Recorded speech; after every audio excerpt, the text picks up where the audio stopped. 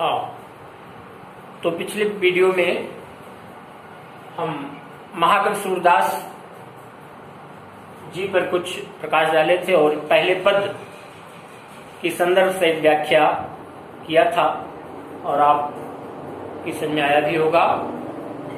दूसरा पद इस वीडियो के माध्यम से दूसरे और तीसरे पद के भावार्थ हम आप तक पहुंचाने का प्रयास करेंगे।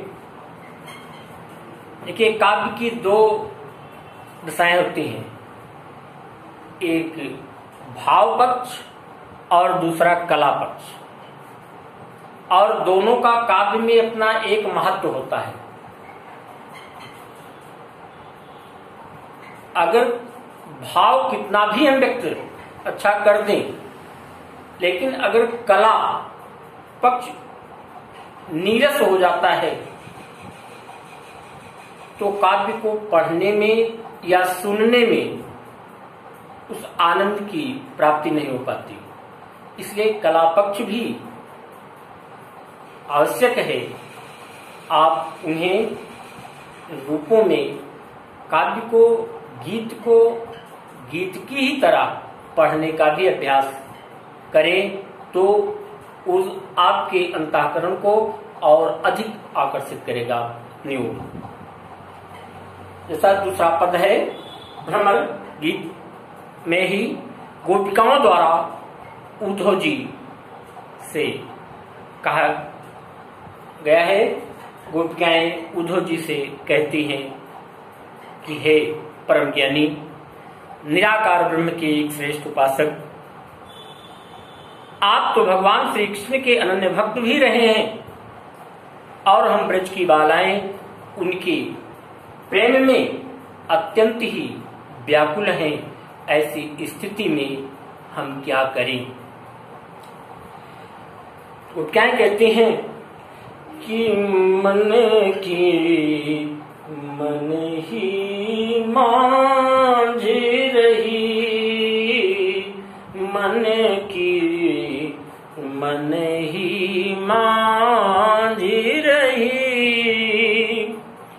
कहिए जाए कौने पे उद्धव, नाही परत कही, मन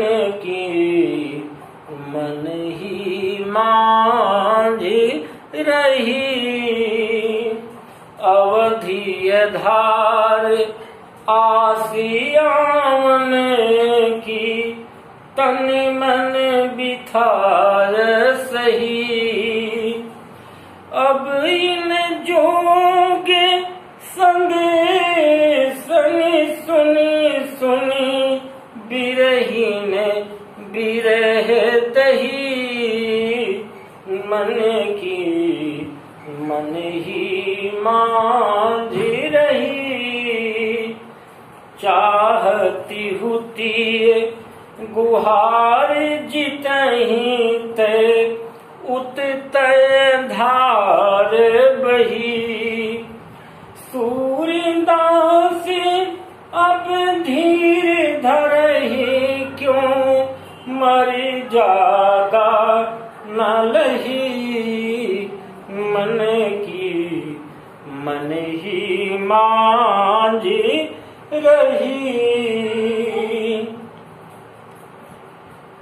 प्रस्तुत पंक्तियों में महाकवि सूरदास जी ने गोपिकाओं के भगवान श्री कृष्ण के प्रति अनन्य भक्ति भावना को व्यक्त किया है।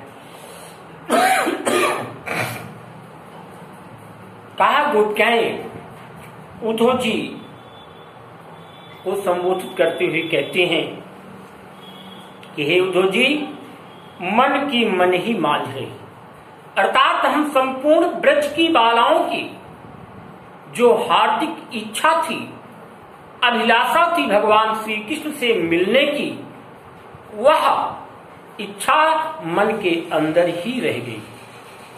अर्थात कि हम ब्रज की बालाएं भगवान श्री कृष्ण का दर्शन नहीं कर सके। जिन बातों को हमें नहीं कहना चाहिए था, अब हम उन बातों को किसके सामने किस प्रकार से व्यक्त करें।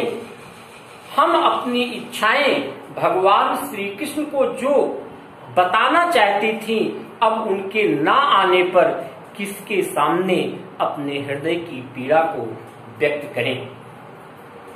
कहा हम सबकी केवल एक ही जीने की केवल एक आधार था, एक सहारा था, अवधि आधार आस आवन की। कौन सी वो आशा बंधी हुई थी कि भगवान श्री कृष्ण कहकर गए हैं कि हम 15 दिन के अंदर लौट आएंगे। एक आने की आशा बंधी हुई थी और उसी पर हम तन मन व्यथा से, हम तन और मन से उनके वियोग में अपना जीवन व्यतीत कर रही थी, कष्टों का सहन कर रही थी। लेकिन अब इन जोग संदेशन सुन सुने विरहीन विरह गई। लेकिन हे उद्धव जी, आपके द्वारा यह योग साधना का जो उपदेश हम सुन रहे हैं, ऐसी योग साधना के संदेश को सुनकर हम विरह की जिस अग्नि में और अधिक जलने लगी, इस इच्छा को, हम इस बात को, इस पीड़ा को किसके सामने प्रकट करें। चाहत हुती गुहार जितहिते, कहा जिधर हम अपने इस कष्ट के लिए पुकार लगाना चाहती थी, उततय धार बही, उधर से ही यह अग्नि की प्रचंड धारा प्रवाहित हो रही है, अर्थात हमारे शरीर को, अंतःकरण को, अंतर आत्मा को जलाकर राख कर दे रही है। हम जिस विरह के, भगवान श्री कृष्ण की विरह वेदना में व्याकुल हो रही थी, यह आपने योग ज्ञान का संदेश देकर उस अग्नि की ज्वाला को और अधिक बढ़ा दिया और उसे प्रवाहित कर दिया। सूरदास अब धीर धरे क्यों, मर ज्यादा न कहे। महाकवि सूरदास जी कहते हैं कि गोपिकाएं कहती हैं कि अब हम धीर धरे क्यों, किस प्रकार से धैर्य को धारण करें, जब कृष्ण श्री कृष्ण ने ही अपनी मर्यादा का उल्लंघन कर गए, अपनी मर्यादा को तोड़ दिया, तो अब हम कैसे, अब धैर्य का बांध हम अपने जीवन में कैसे धारण करें, किस प्रकार से हम अपने जीवन को व्यतीत करने का प्रयास करें। काव्य सौंदर्य गोपिकाओं के एक अनन्य प्रेम भाव को कवि ने व्यक्त किया है। दूसरा, मेरे पुनि पुनि शब्द आया है सुनि सुनि, 2 बार सुनि सुनि में पुनरुक्त प्रकाश अलंकार है। संपूर्ण और पदों में जैसे अवधि, असा, आधार, आस, आवन, आ वर्ण की बार बार आवृत्ति हुई। अनुप्रास अलंकार की भी छटा दिखाई पड़ रही है। ब्रज भाषा का सुंदर प्रयोग किया गया है। काव्य के अंतर्गत, अगला काव्य के अंतर्गत गीत काव्य का सुंदर वर्णन किया गया है। दूसरा पद, एक पद और आप देख लें। हमारे हरि हारी लकी लकरी, हमारे हरि हारी लकी लकरी,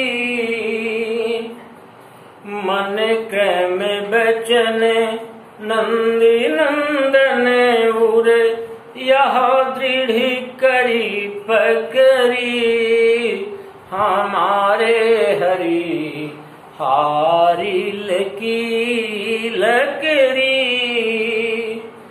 जागत सोवत स्वप्न दिवस निस, कान्हे कान्हे जकरी, सुनत जोगी लागत है, सो ज्यों करुई ककरी हमारे हरि हारिल की लकरी सुतऊ व्याधि हमको लई आए देखी सुनी ना करी यह तो सूर तिन्हई लई सौंपो यह तो सूर तिन्हई लई सौंपो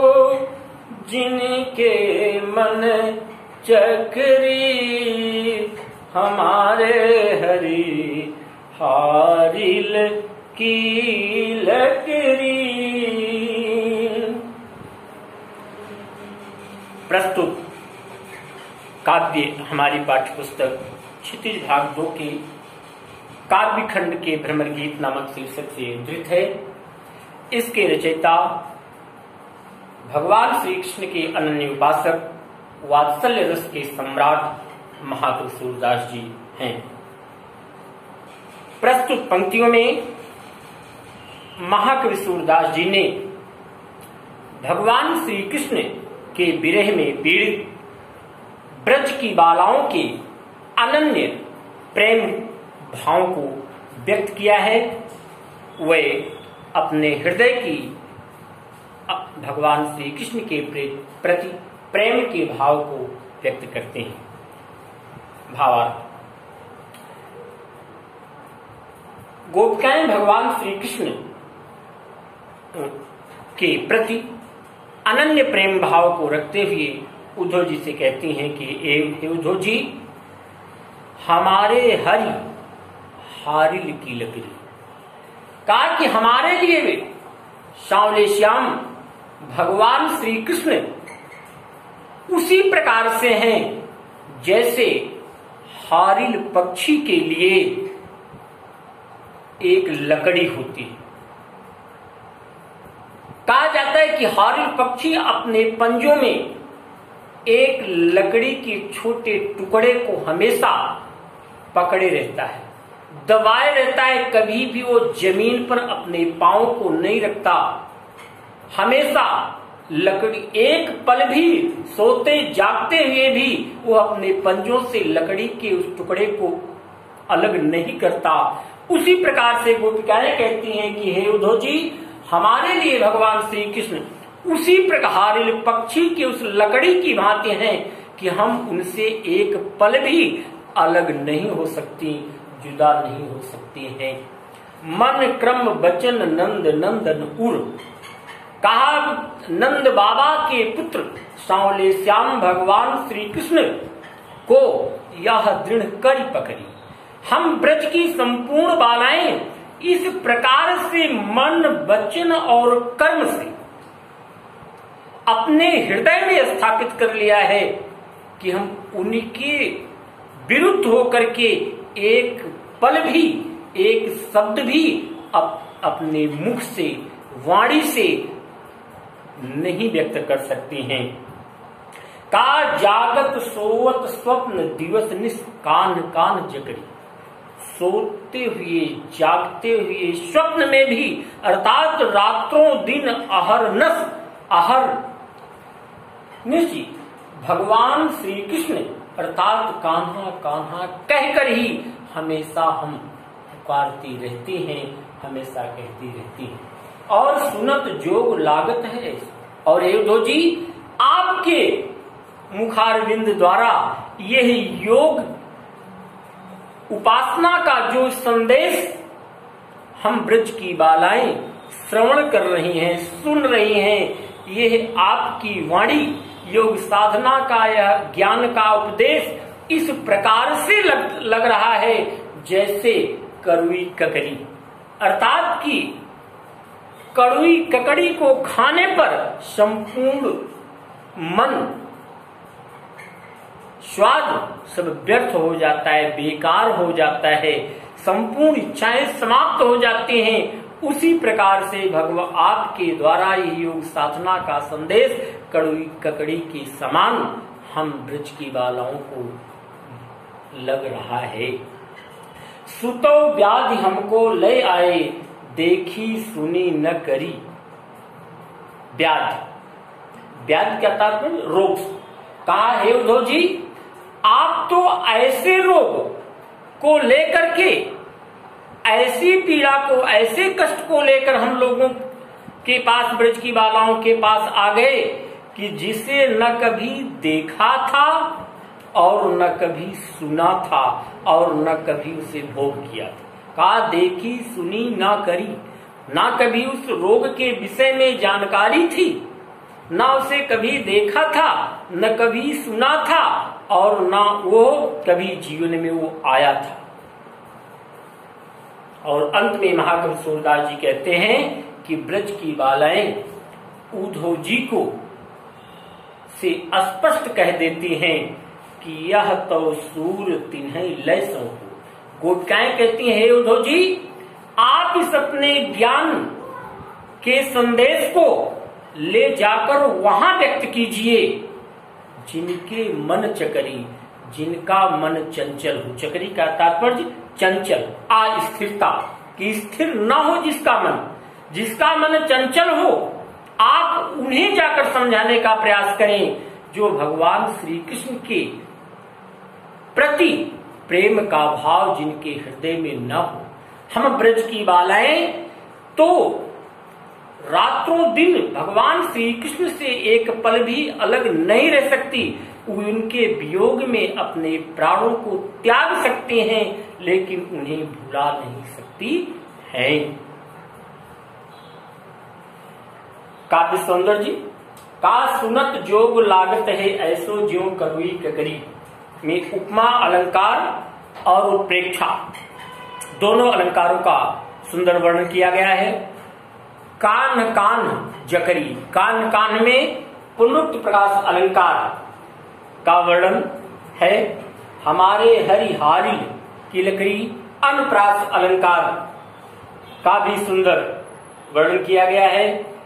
अगला, निराकार ब्रह्म की चंचल भावनाओं पर व्यंग भी किया गया है। अगला, भाषा अत्यंत ही सरल स्पष्ट एवं ब्रज का सुंदर समन्वय किया गया है। गीत काव्य का संगीतमय सुंदर चित्रण हुआ है। तो ये दोनों पद आप ध्यानपूर्वक व्याख्याओं को, भावार्थ को पढ़ करके आप प्रश्न अभ्यास, महाकवि सूरदास जी के भ्रमर गीत के प्रश्न अभ्यास को अब आप स्वयं हल कीजिए और जिस प्रश्न में आपको कोई भी समस्या दिखाई पड़े उससे आप पूछने का प्रयास करेंगे। और आज हम यहीं पर अपने इस वीडियो को भी समाप्त करते हैं और अब सुर के काव्य को, भ्रमर गीत के अभ्यास प्रश्न को हल करके ही आप मुझसे मिलने का प्रयास करें।